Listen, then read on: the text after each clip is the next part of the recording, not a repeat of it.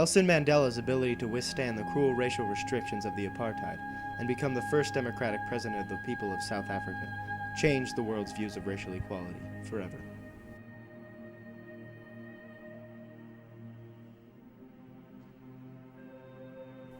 He was the youngest of 4 boys and 9 girls that lived off the land in the rolling hills of tribal South Africa. He spent his days fighting other boys, making toys, and listening to his father and elders' stories of war and glory, which usually consisted of an important moral lesson. In 1925, Mandela attended a primary school near Kunu, where his teacher required all of her students to have Christian names, and thus, his most commonly known name, Nelson, was born. Just 2 years later, at the fragile age of 9, Nelson's birth father died, and the acting king of the tribe became his guardian. As Mandela once said, "My father possessed a proud rebelliousness, a stubborn sense of fairness that I recognize in myself." Mandela greatly looked up to his father, and his death left some big shoes to fill. The tribe leader knew this, and to the best of his ability, raised him to be great. Jongin Taba told stories to the young Mandela about the valor of their ancestors, which sparked Mandela's desire to one day not only change the issues of equality within his community, but the issues of equality worldwide. Mandela was later sent to Clarkbury Boarding Institute, where he was exposed to a world where being raised by the king had no relevance. Mandela then began studying for his Bachelor of Arts degree at the University College of Fort Hare. After a short attendance at his new school, Mandela was expelled for participating in a student protest.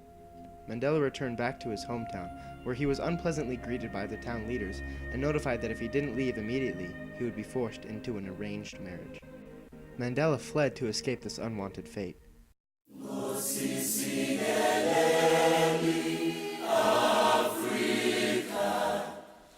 Mandela's expulsion in 1940 was just the beginning of his soon-to-be active political career. Mandela began informally attending meetings at the African National Congress throughout 1942. Mandela enrolled for his Bachelor of Law at Wits University and in 1944 officially joined the ANC, as well as co-founded the African National Congress Youth League, engaging motivated political advocates of all ages. The apartheid era of South Africa was a time of terrible segregation and racial discrimination. After being implemented as the official policy of the National Party in 1948, the apartheid controlled where someone could be born, live, go to school, work, and where they could be hospitalized and buried when they died. Only white South Africans could vote, and they received the most funding and most definitely had the best opportunities in life. 1952 marked the beginning of Mandela's political takeoff.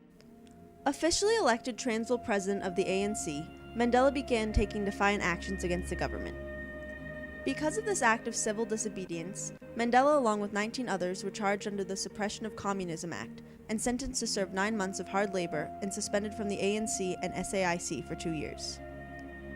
Following release from prison, Mandela put his 2-year diploma in law to use, and he and Oliver Tambo established Mandela and Tambo, South Africa's very first black law firm. Although banned from attending any ANC meetings, Mandela feared for the organization's future and devised a secretive plan known as the M Plan that broke the organization into cells so that it would be able to operate even if forcibly prohibited. Just 6 months later, Mandela and 155 others were arrested and charged with treason. All of them were acquitted 5 years later. However, in Sharpeville, South Africa, on March 21, 1960, the killing of 69 unarmed protesters led to the official banning of the ANC, as well as the country's first state of emergency. At this time, Mandela, along with thousands of other citizens, were detained. Following his detainment, Mandela headed underground and began planning a 3-day national strike against South Africa becoming a republic. Mandela established an underground military group known as Umkhonto weSizwe, or the Spear of the Nation, in 1961. Using the adopted name David Motsamai, Mandela fled South Africa for 6 months, gaining supporters around Africa and Europe, as well as military training in Morocco and Ethiopia. While traveling back home, Mandela was arrested in a police roadblock.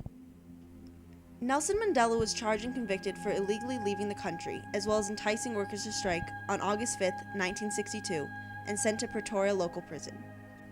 While being moved from Pretoria to Robben Island and then back again, the government invaded a secret base in Rivonia, where Mandela's comrades from both the ANC and the Communist Party were arrested, and who Mandela later joined in 1963 on trial for sabotage, known as the Rivonia trial.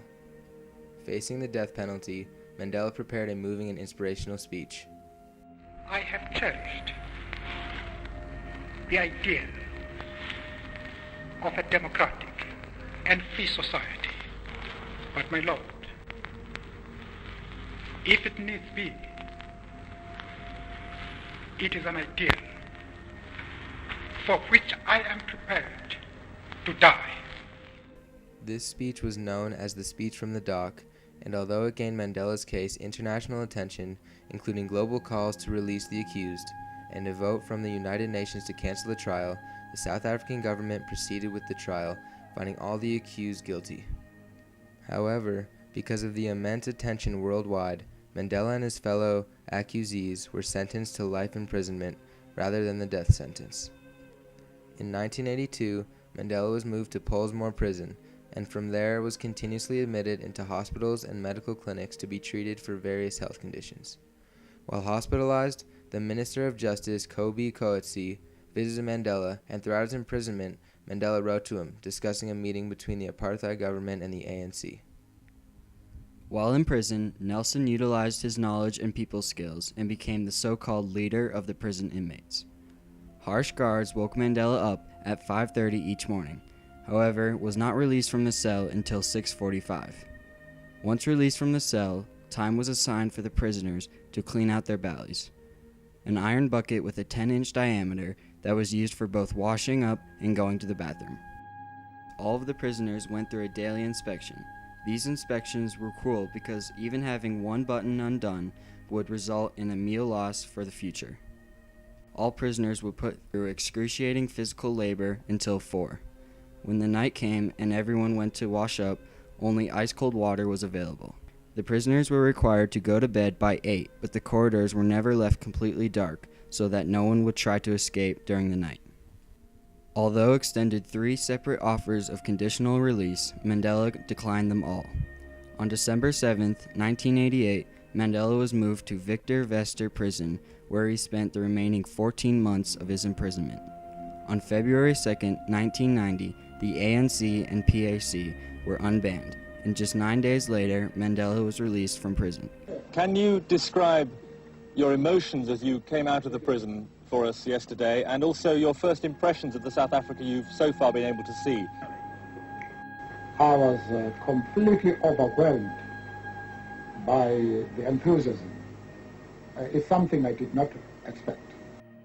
Following his release from prison, Mandela immersed himself into the work he had started almost 4 decades prior. That coming March, Mandela was elected Deputy President of the ANC, and 3 years later awarded the Nobel Peace Prize. The following year, Mandela voted for the first time in his life, and within the next month was elected by Parliament as the first ever president of a democratic South Africa. Mandela served from 1994 to 1999, where he stepped down after 1 term of presidency. From the rooftops, free at last. The fight for equality and freedom in South Africa is arguably the greatest movement for integration in the history of the world. Today, South Africa has made great strides towards racial equality, with much credit to Mr. Mandela and his activism against the racial unequal policies of South Africa. The key question out of all of this is, how exactly was Nelson Mandela a turning point in history? This independent man convinced the government to abolish the apartheid laws for people in Africa. He fought in both peaceful and violent ways to give South Africans the rights that they deserved, and eventually accomplished his goal and led the whole country in a new direction. Not only did Nelson Mandela turn around the South African government, but he turned around the thought process of the entire nation, allowing Africans to have the same equality as Caucasians. This fight for equality and freedom in South Africa is arguably the greatest movement for integration in the history of the world. Nelson Mandela's view on life was that all people should have equal rights and all of humanity should be treated with respect. I greet you all in the name of peace, democracy, and freedom